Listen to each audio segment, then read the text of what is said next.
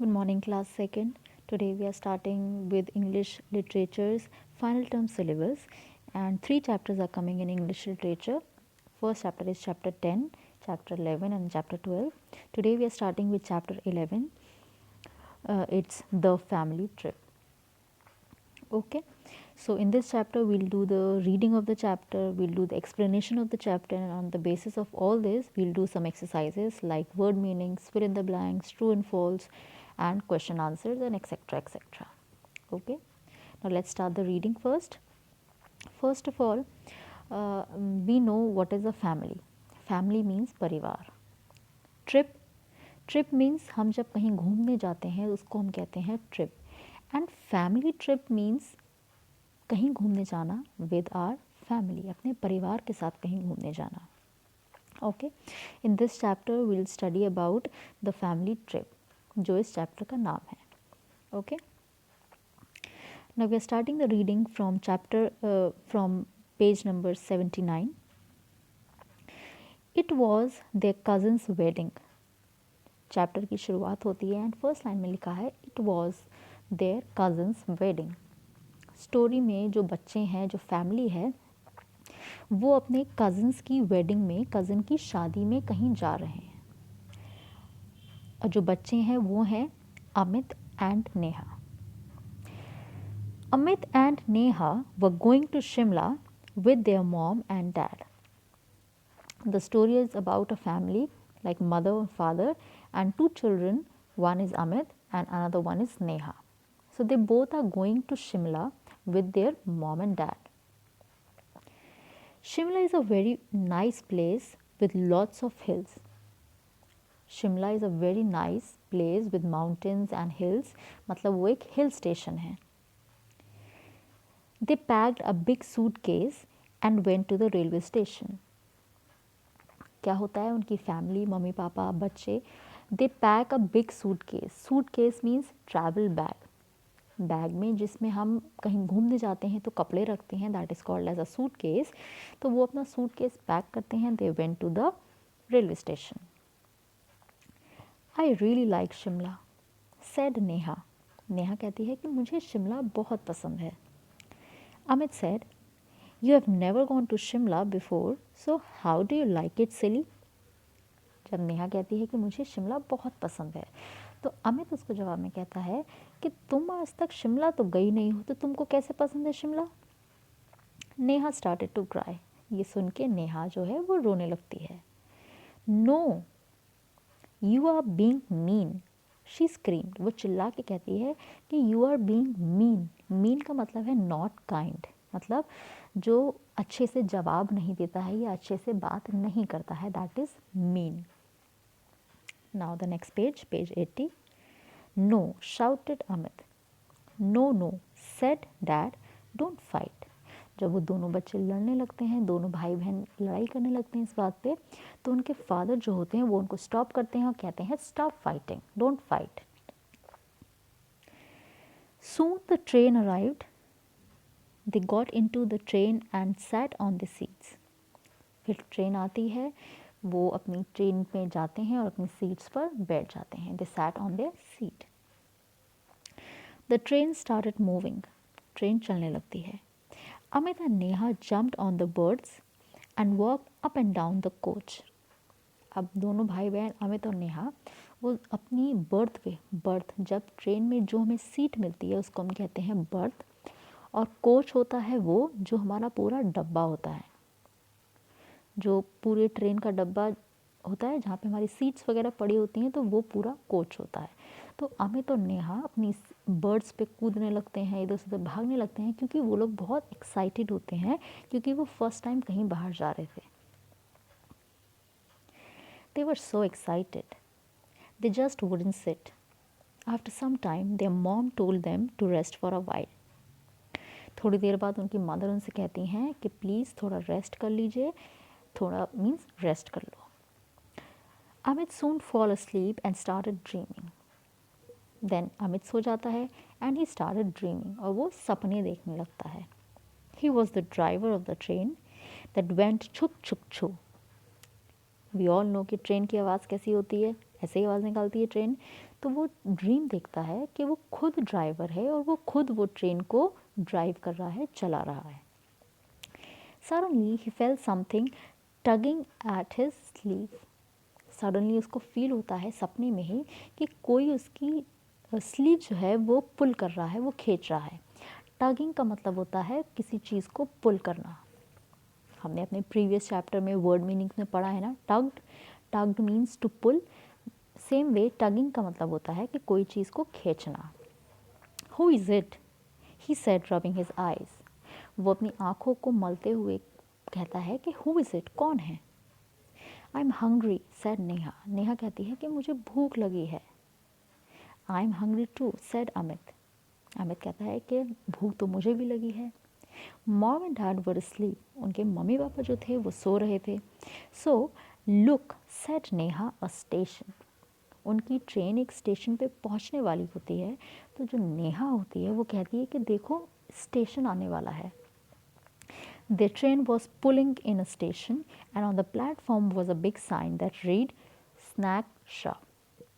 उनकी जो ट्रेन है वो स्टेशन के पास पहुंचने वाली होती है, तो वो झांक कर देखते हैं कि स्टेशन आने वाला है और वहाँ पे एक बड़ी दुकान थी, उस पर लिखा था snack shop.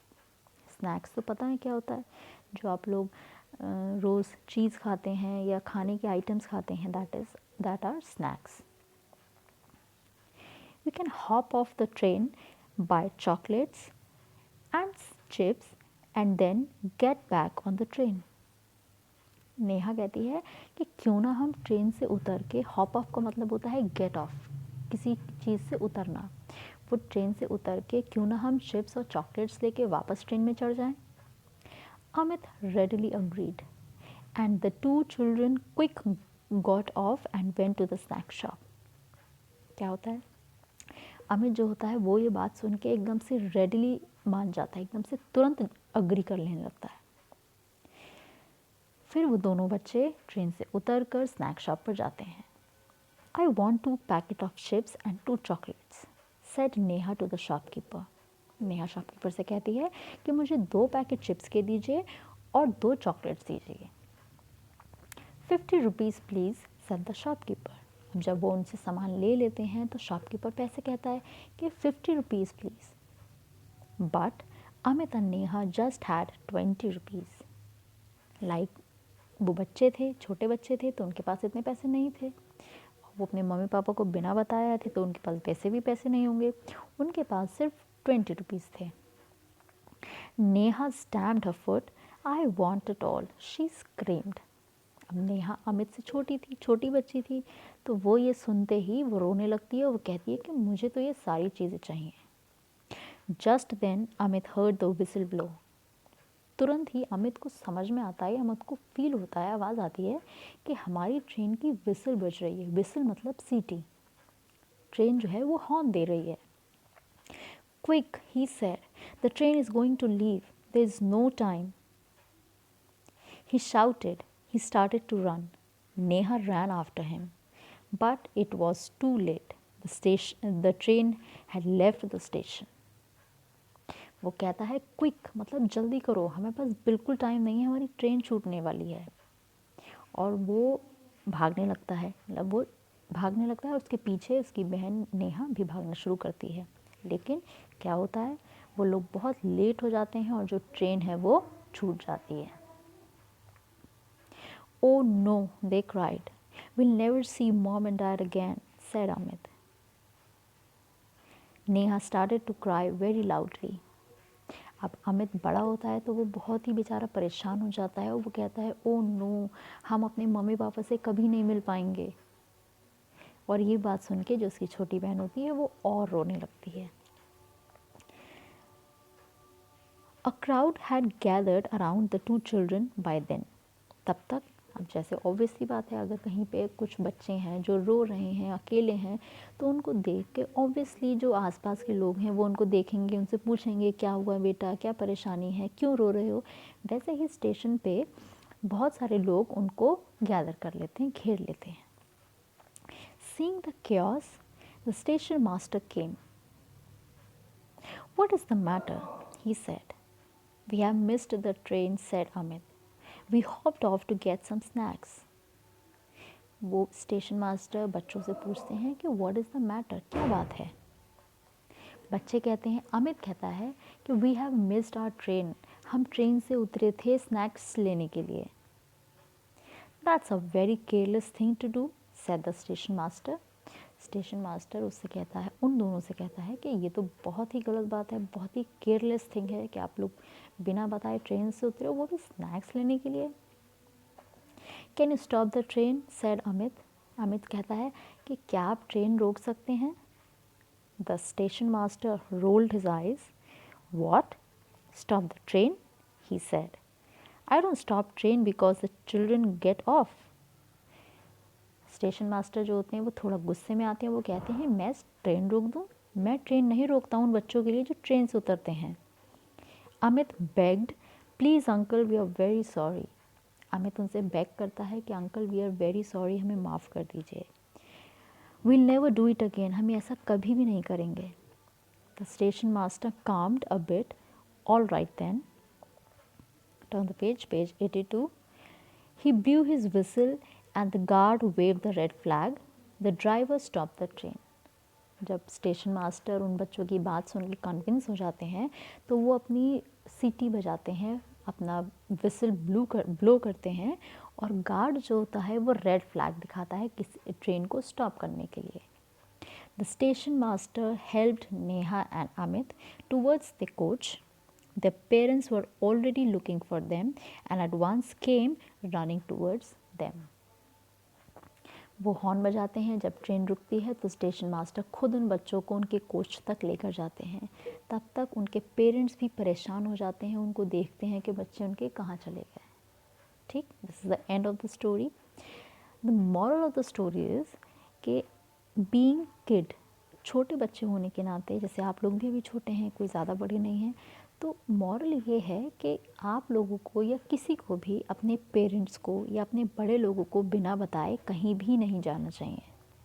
Because there is a risk कि आप बिना बताए उनको जाएंगे तो आप खो सकते हैं।